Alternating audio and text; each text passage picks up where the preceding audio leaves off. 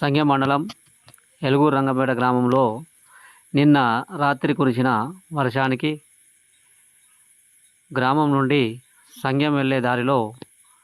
Railway track కింద under pass ఉంది. ఆ అండర్ పాస్లో వర్షానికి నీటి ఉధృతి పెరిగి గ్రామ ప్రజలకు అలాగే బాటసారులకు దారి ఇతర గ్రామాలకు వెళ్ళేవారు రాకపోకలు టోటల్గా బంద్ కావడం జరిగింది. అదే రకంగా అండర్ పాస్లో 5 ఫీట్ల వరకు నీళ్లు చేరడం వల్ల వరంగల్ నుండి గ్రామానికి వచ్చిన వారు కావచ్చు, అలాగే మా గ్రామం నుండి ఇతర గ్రామాలకు వెళ్ళేవారు